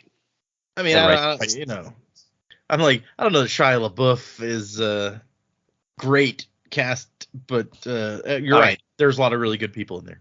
I mean, yeah, like he might not be, but he's still certainly a name. Like, you know, you mention his name and people, like, you don't have to go, oh, that guy from such and such a movie. It's like you say the name, people know who he is. So it's The still guy from Holes, you know. Dig it up, No, he's been in tons of stuff. He was in Fury. People like him in that. Except for his co-stars. Oh, I didn't hear about that. Yeah. Anyway, sorry. I think the final call is Jamie. You probably don't need to see it. It's okay. Although there's some good stuff about it. Yeah, you know. Okay. But anyway, back to this Exorcist talk. I mean, come on. That's what we need. We need Brandon to write an Exorcist book. How do you know he hasn't? I guess that's true. Fine. It'll get worked into one of the scripts I write. Exorcism. They just drop into an exorcism. Hunting. Yeah. They're gonna. I mean, don't spoil it. Don't spoil it. Don't spoil it. You're gonna have to cut all this out. But I mean, what if they did? What if they drop? What if they had to do a possum exorcism? It could happen. Well, no, it's like now. I mean, it is like an exorcism, getting a possum out of your roof or something. Oh yeah. I was gonna say now, is the possum possessed by a demon or is the possum just the demon? The demon. Yeah, exactly. Yeah. At the end of the exorcism, they're gonna be like, "Oh, it was just a possum. Never mind." Okay. But back to Aradel. It says the city's about to go up in flames. Basically, I don't have time for this shit.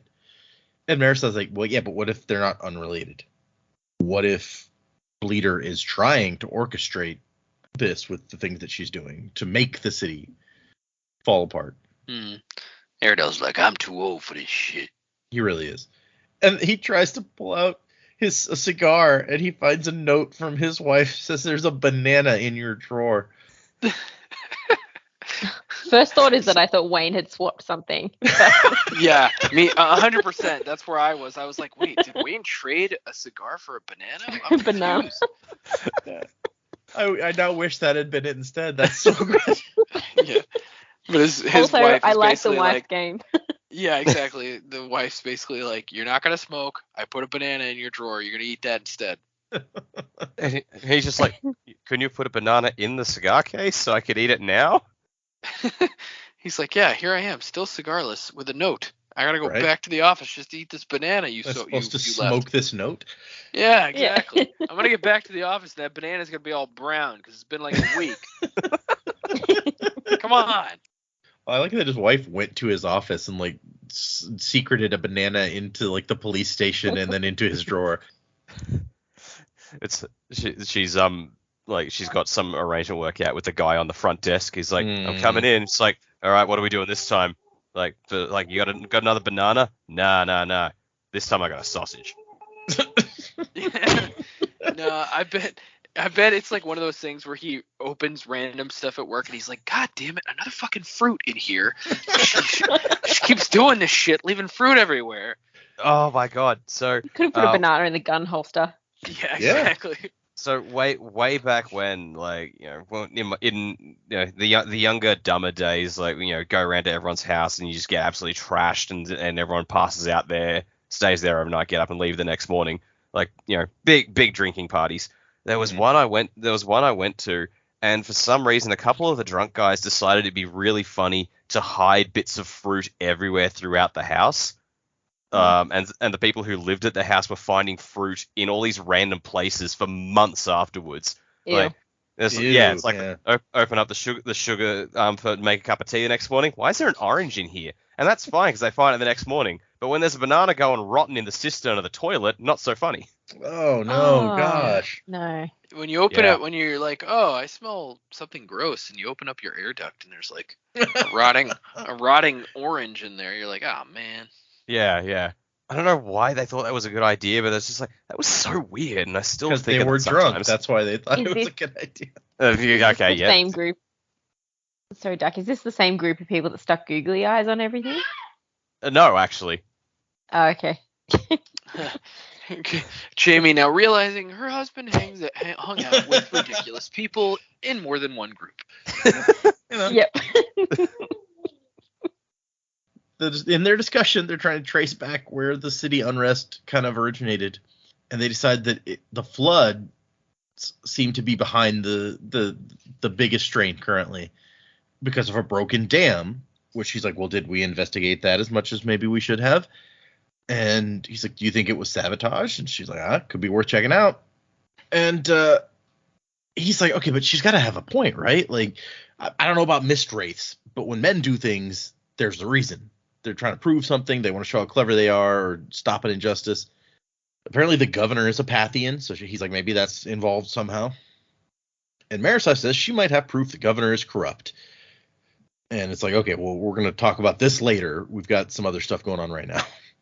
I might have proof. What kind of proof? Not definitive proof. Yeah. That's not proof. No. Yeah. Keep that to yourself. And in comes Wax. Doors slam open. He just strolls in. And she's like, how is it that he's like everything a constable should be, but isn't? And as she's going to soon find out, also just like super annoying to people. And Aridel's trying real hard to. He's like, oh, Lord Ladrian, we'll have a report for you soon. He's like, yeah, I can see for myself, thanks. And he just drops a bullet casing and pushes himself up into the air so he's level with the dead guy nailed to the wall. Which, I don't know, did the Contra bring in a ladder to put this guy up here? Or maybe the Contra's using some coin shop power also. And Aridel's like, just see that his lordship gets whatever he needs. Maybe he can make something of this, so he doesn't shoot the place up instead. And this is the first time that Marisai's heard Aridel talk about Tim kind of like he is. She's like, wait, do you have a problem with him? No, his lordship is a great resource to the department. And, yeah, really, he's just like, it must be damn nice to have other people clean up your mess for you. Marisai's realizing for the first time that, he's, Wax gets to just do what he wants. He's a house lord and an allomancer. He's powerful in multiple ways. And so he gets to go around doing what he wants and making messes, and somebody else has to take care of it after the fact. So this does seem very superhero-y. Like, this is all the cops in Gotham who aren't Gordon who have to deal with Batman doing stuff. And it's like, man, fuck that guy. He took her job. And so they get into a discussion. He says that Bleeder wants to overthrow the city. Maybe the governor's murder will be like the capstone, but what does this have to do with me? Everything doesn't have to be about you, you know. Not everything, just this. And annoyingly, he's probably right. Which, I mean, when and just like she says, Bleeder's walking around in the body of the guy who killed his wife. Yeah, it's about him somehow, or he's related. Also, they dug his coin out of a dude's arm. Yeah. It's certainly Wax adjacent. Yeah. Although Marisai doesn't know about the coin, right? Because he only told Steris about that. Well, she knew the dude had a coin in his arm, and I think the coin didn't have why did you leave Wax or something carved into it. Something like that. Like, you'd imagine he probably would have told Marisai about it, and then we got him telling Steris about it on the way to the party sometime later that day. That's what I thought. I feel like Marisai wouldn't let him walk out without explaining something, at least a little bit. What does this coin mean? You don't need to know. Yeah, none of your business. Shut up. I'm taking it. I don't know you. But Marisai's like, Wax, we gotta know. We need more information about what this thing can do, about what its motives could be. And Wax said, I agree. I'd like to ask God a few hard questions, but I doubt he's gonna make himself available. We'll have to settle for someone else. And so he's what a line. It's like, I'm gonna have to talk to God, but he's not gonna listen. I'm gonna ask him some hard questions. Yeah. You've got all the people that are already thinking that Wax is just a bit full of it, and now drinking his own Kool-Aid or whatever. Oh, I'm gonna go talk to God. Oh God. I hope some other cops were there and heard that. Yeah. But also, did he just say he was gonna go talk to God? Nah. Surely he meant he was gonna go talk to, his dog. but also, like Wax is a known Parthian, isn't he? And he's saying this in a survivorist church, and they've got that cluster of people the survivors down there who were just like, oh man, fuck those Parthians. And like, can you imagine if they heard a Parthian say that in their church? It's like, the fuck you say? That's an interesting point. Yeah, it's like it cuts away from this scene because this is where the matron and all those kids just crash tackle Wax and start beating the shit out of him. You don't get to talk about our God, damn it! Fucking really, Parthian. It really makes me wonder, like, what the survivor, because the survivors have this history that is written by Sazed. Do they disagree with like the fact that Sazed descended and remade the world, or are they like, oh yeah, so Harmony's a god, but he's not like the one that we like? I don't know how you justify. Well, I get the feeling it's because like Sazed's descendants came after Kelsia's death, and Sazed was in position to do it because of events that indirectly led from Kelsia's death. So they could probably spin it as the survivor came first and gave Harmony what he needed to ascend. Therefore, the survivor is the one who got everything started. Yeah, and also the survivors, survivorism is an older religion technically, because it's like true, it is, and the last emperor became a survivorist. It's also true. Yep. So yeah. They're probably Forgotten like, that. well, the last emperor thought it was good, and he's the one who brought about, our new world with his other friends, and obviously the survivorist is the best religion. Yeah, I'm just wondering about their theology, because they apparently have a very organized, very like there's precepts and commandments and stuff. It sounds like. So I'm just like, I wonder what their theology around the survivor is. That they're like, are they worshiping him, or is it like, is there a different sort of dynamic than? But yeah, it's yeah. Basically, they're like, our precepts must be obeyed, and Wax is like I care. What I want to know is like, how is Marsh taking this whole survivorist movement? Because I mean, by the time it really started becoming a thing, he'd been fully co-opted by Ruin. Right. And so we didn't really get to see much of him after Ruin. Well, we didn't get to see any of him after Ruin died, and he was released from his control. So now that he's wandering the world and just like doing whatever Death does and acting like doing Harmony stuff, like he's just like, why the fuck do you guys worship my brother? He was a twat. Fuck you guys. Yeah, he seems to have some kind of respect for his brother. Right? Yeah, he was like, he's doing my brother's work. So yeah, I guess. But I really like the end of this chapter where he's trying not to say exactly who he's met, but he's like, so yeah, I got somebody that we can go talk to. Do you want to come? And she's like, yeah, why wouldn't I? I'm worried that interacting with her might prove theologically difficult. It's like, and also she's super hot, so like that's weird. Yeah, it's all a little bit weird. God, can you imagine like it's like Wax, Wayne, and Marasai talking to Milan, and she does the whole turn the boob transparent and put the gun back in, and Wayne's like, oh my God, and looks at Marasai, can you do that?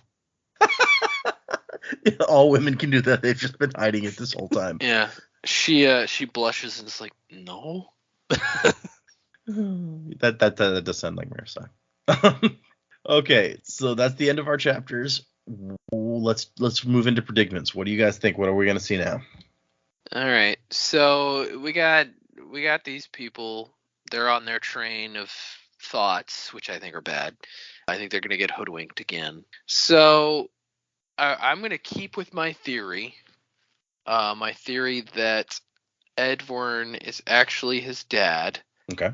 And I'm going to keep with my theory that Bleeder is actually a Khandra that was at one point Lessie. I'm going to stick with it.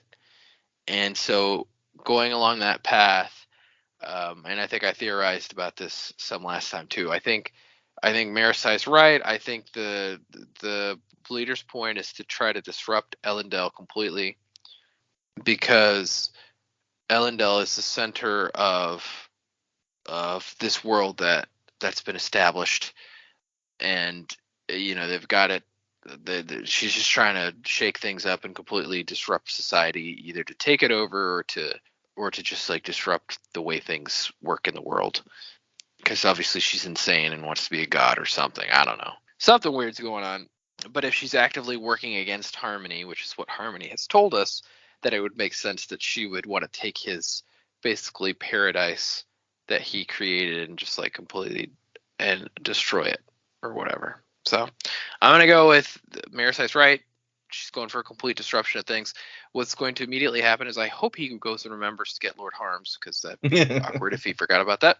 Yep. And they're gonna go meet Milan. Marisai's gonna be like, "Whoa, this is overwhelming. I can't believe this is happening. This person's a Kandra."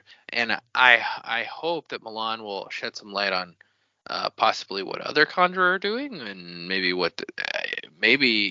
being a Kandra, Milan will give more specific information about Bleeder. That would be helpful. So that's what I think immediately is going to happen. But yeah, that's pretty much all I got. Okay.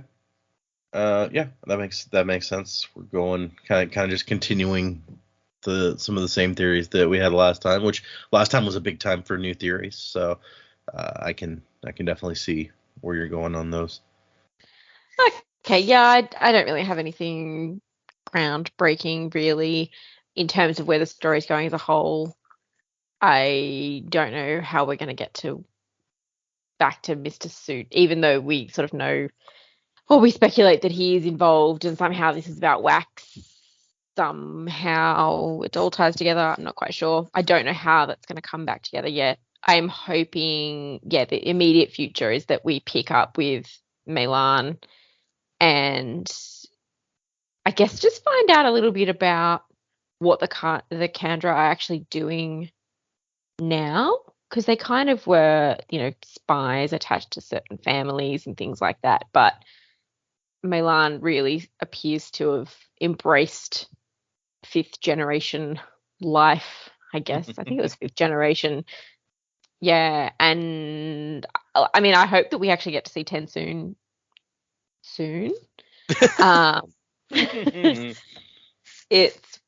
I feel like they've name dropped him now. I would be disappointed if we didn't actually see him. I like to think that he's, living as a dog with some aged meat somewhere, having quite a grand old time, but I feel like he's probably up to more stuff.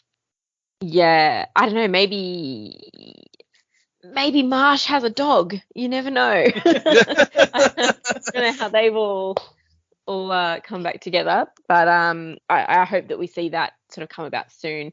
I get the feeling, and I was trying to sort of work through it about how it works as Kandras, and I don't think I've unlocked it yet, but it appears that we've got wedges being driven between Wax and the various people that he's close to. So, you've kind of got Aradel's put a new perspective to Marisai about, he's actually just swanning around doing whatever. And from other people's perspective, watching Wax do things, he seems to be really quite full of himself at the moment. Right. And I like the thing about, shooting the bullet into the ground. It's like you're in a crime scene. Like you've now just tainted any evidence that's here just to, lift yourself up and be the big hero here. But also the stuff that was going on with Steris and Wayne. I wonder how far this is going to go, because I was like, oh, maybe there's a Kandra who's pretending to be Wayne, but he can't because Wayne's not dead. So I don't know. I mean, could you be like if someone lost a finger, could you become that person? Like, do they have to be dead, or do you just have to have their bones? Just a thought throwing out there, really. I don't necessarily need an answer to it right now, but not saying Wayne lost a hand or something. I think we figured out that good Kandra can work with like if really, really, really good Kandra can work with anything. Yeah. Like Tensoon could do it. Yeah. He was considered a good Kandra, I guess. He could replicate things pretty well and fast. I feel like because they're not really united at the moment. Wayne feels like he's losing his friend. He doesn't like Steris. Steris is going to feel a little bit like, oh, Wayne doesn't like me. It sort of comes back to Wax and the relationship that he has with each of these people. So I don't know what other forces are at play here. Right. Yeah. Still moping of him. Well, I don't know. I don't really get the sense that she's as mopey as she was in the last book. I feel like she's kind of made the effort to, and then, want Wax to see her as a constable, like as a colleague. Yeah. Like I don't feel like she's still pining after him, but then he kind of was like, oh, she's still pining after me, and sort of dismissing everything. But I sort of don't feel like she's like that so much anymore. But she's now having this picture painted, from Aradel's perspective that, no, well, we all just have to deal with his mess. Like, yeah, he looks wonderful and he comes in and he solves problems and stuff, but look at the dust he kicks up as well. He's basically crapping on the constabulary. He's literally making a mess by messing up our crime scenes, and he's causing all sorts of mayhem and havoc out in the streets by conducting these chases that if the constables had done something like that, they would have been absolutely called to answer for that. Whereas he's just got his mist cloak on and off he goes.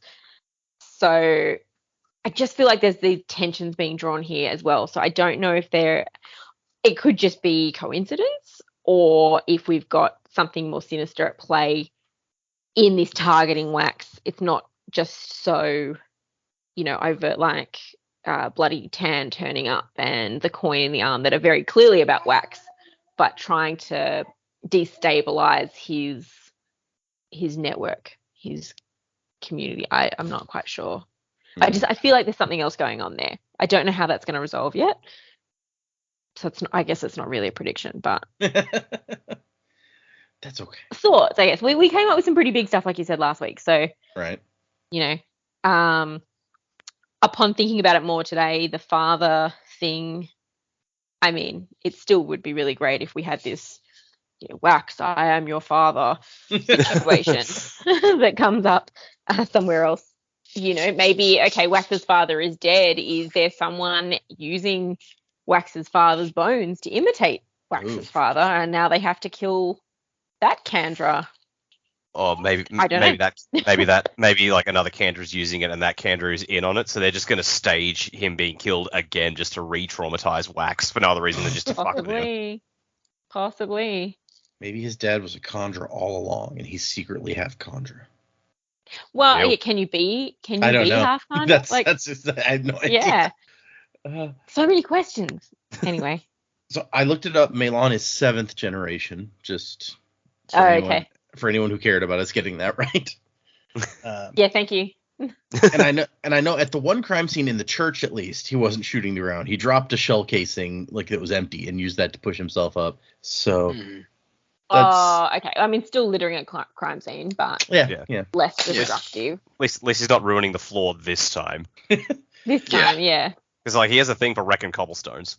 Yep. Well, I mean, when he jumped out the window at the beginning of that first chapter we read, he shoots the ground to be able to slow himself down. And I was like, man, this is the second time that we've seen him do that. And you're like, so you knew there was nobody there, right? Before you did that. Yeah. So. Okay. Good thoughts. Yeah. I don't know too. I guess following on from what Jamie said, I do like the idea that in this book the fellowship breaks a bit because everyone has different ways of trying to go about things, different priorities. They're all after the same goal, but how they approach them and how they approach just living in general are all very different now. So maybe the friendship group splits up a bit, and they realize we're not exactly the best partners for each other, which is probably going to hit Wayne the hardest because he doesn't really have anywhere else to go. Right. Everything he's described is he seems, if it wasn't for Wax, he would just be dead or destitute. So, but I mean, his whole thing is disguises, so I'm sure he could con his way into getting some money somehow before he gets bored. But as far as my predictions go, I don't have too much except that Aradel's going to die. Just as soon as he said, we'll talk about this later, I'm like, oh no, you're going to die before you actually talk about it, aren't you? That's the whole, we're gonna discuss this later, and we're gonna he's a reasonable authority figure to Marisai, so she's gonna have that support network taken away from her. He's gonna die, and she's gonna have to fend for herself. Maybe she'll get blamed, or after the conversation they've had, maybe Wax will get blamed for it, and that will further drive a wedge between Marisai and Wax. Maybe she will blame him for it. But yeah, at some point Aradel's going to go down, and it's going to be messy. And yeah, I mean, I don't want that to happen. I like the guy, but yeah, 2 constable generals in a row. That'd be unfortunate. Yeah. And next thing you know, he's gonna be like, "I'm 2 weeks away from retirement." And you're like, "No, don't say it." Okay. Any other predictions you wanted to do? Sorry, I didn't want to cut you off or anything. No, that's really all I've got at this point. Good. I mean, I was still banking on this whole the end of the book. They're just like, have we forgotten something? Oh shit, Lord Harms. That's the new prediction. You just stick with that through the end of the book now. You're like, Yep. Lord Harms is out there somewhere. Okay. And I found this random rope, so I just kind of abseiled down the side of the building. Hey, There was an old window washer harness, so I just kind of used that. And it was like, sorry. We have one new patron this week at the misting patron level, and it is Charlie. Hey, Charlie. You Gasper, you. You're storing that breath, man. You're doing it. Nice. I feel like that is a potentially useful one that it's on my list. Like, yeah, I wouldn't necessarily mind having that. Not my first choice or anything, but you know. Wouldn't mind having it. Okay, we got a couple. You don't need to breathe underwater. You can go down for as long as you want. Right. We got a couple new reviews. Yeah, it seems like it'd be uncomfortable, like storing it though. Storing it, yeah, when you got to do the hyperventilating. I don't know. Maybe storing it like makes it so that it's not as uncomfortable as it would be. I don't know. Yeah. Okay, couple new reviews. The first one is from Heathbar311. It says, "Love this show. Listening to the cast read the Cosmere books is as close to getting to read them again for the first time as it gets. Dak, Jamie, and Joe always bring something interesting to the table each week, and they have some fantastic predictions, sometimes eerily close to true and sometimes wide off the mark, but it's always interesting to hear what they picked up on in their first reads compared to yourself and how their interpretations morph into their predictions. I always look forward to Monday mornings to listening to this podcast." Oh, Heathbar, you smoker, you. Don't let them replace your smokes with a banana. Oh wait, that's a different. That's a different thing. Yeah. Wasn't with the burn. And our second one is from someone who sent an email not that long ago, and I think maybe mentions it in here. Sorry. Ashwin says, "Fabulous content, hilarious folks" is the title. Hey, it's Ashwin. I gotta say, I love this podcast. I've been listening since Hero of Ages, and it is the highlight of my Mondays. I love how Data manages to poker face his way through even the most eerily accurate of Dak, Jamie, and Joe's predicaments. I've never been one to actively take part in a podcast, but when these guys set up a Patreon, I knew I had to go support them. 11 out of 10 recommend. Thanks for the amazing podcast. P.S. Data, thanks for pronouncing my name right. It's intended to sound Terrace. Nice job picking up on that. I hope I pronounced it right the second time. Because I do remember being like, oh, it sounds kind of Terrace when we read the email. Or maybe it wasn't an email. Maybe it was actually the Patreon. Whichever. You really pulled me in on that one, you lurcher. You lurching all around. Okay. Thank you guys for the reviews on Apple Podcasts. Apparently they've added the ability to leave reviews on like Spotify or something recently. So, that's cool. I don't know that I would get those through here. So if someone's out there leaving us reviews on Spotify, feel free to like email me to be like, hey, I left this review out there, because I don't know that I'll see it through here. I haven't seen any yet. So, but yeah, we also have one email from last week and one new email that we can go through this time. The first one is from Naomi, who says, "Hey, Sanderlanche crew, it's Naomi again. I haven't been able to email you guys in a while because of school, but I just finished all my exams. I'm going to graduate with all A's. Woo! Nice. Yeah. Congrats. Nice. I'll finally be able to catch up. I just finished Elantris. In episode 71, I believe, you created a mascot called Richard the book, but since that episode, he's been forgotten. So I decided to draw him. I hope you enjoy it. Wow. Oh my god. Yeah. Can't wait to start Emperor's Soul." And then she sent a second email. It's like, oh, I forgot to say, it wasn't to the time of next, y'all. Yeah. Oh, hey, Naomi, we actually did not forget Richard the book. There were many talks about how we could use Richard the book in the future. So I'm excited that you drew him for us, because we've definitely had discussions about Richard the book. Yeah. The Thick Book is, I believe, his full name. Richard the Thick Book. In private, these discussions were had. I'll show you guys the picture. Oh, I can't wait. So yes, thank you, Naomi. You're awesome. So the other one is from. Oh, I like that. She wrote insert Futurama reference here. Yep. That's great. Yeah, that's brilliant. Excellent. Very cool. The next one is from Brooke. And Brooke says, "Hi there, Dak, or Data, Dak, Jamie, and Joe. A couple weeks ago, for you guys asked anyone who'd been listening from the very early days to get in touch. I can't recall exactly when I started listening. I'm fairly sure it was within the first 10 episodes.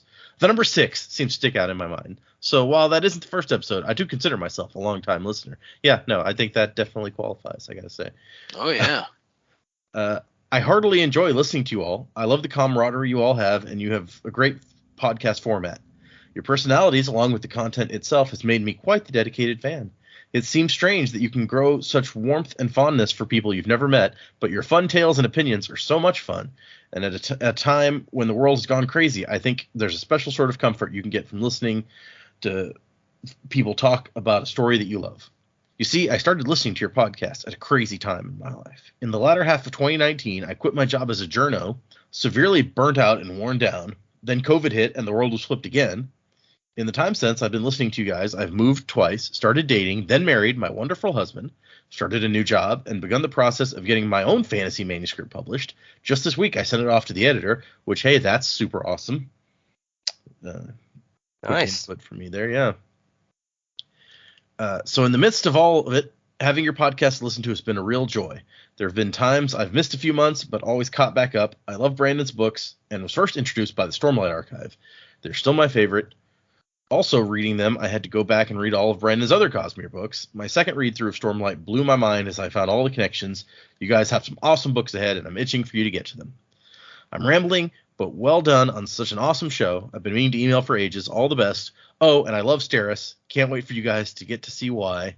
Wasn't to the time of next, Brooke." And then it says, "Oh, and Dak and Jamie, I'm in Queensland, a town called Toowoomba." Oh, nice.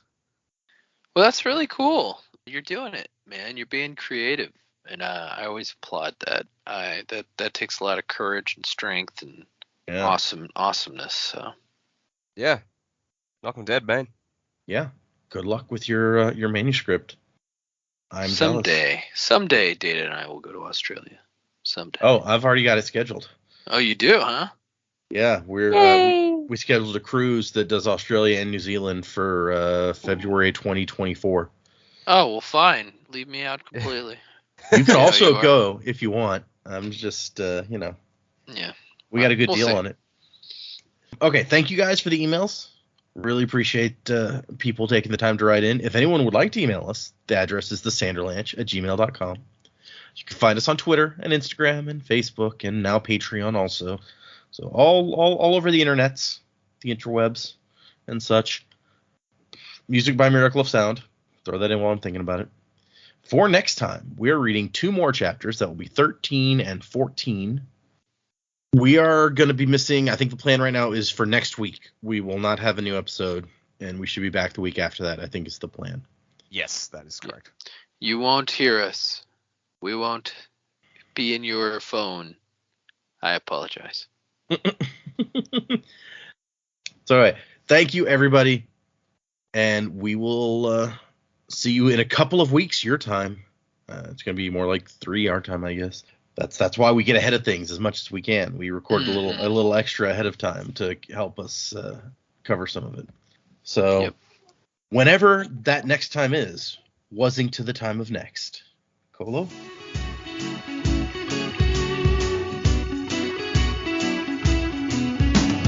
Check my head, I guess the joke's on me. Oh, I'm not laughing at the irony. Oh no, check my head, the sky at night on me. I stand the highest heights. I'm not to the sky at irony. I stand the highest heights. So riddle me this now and riddle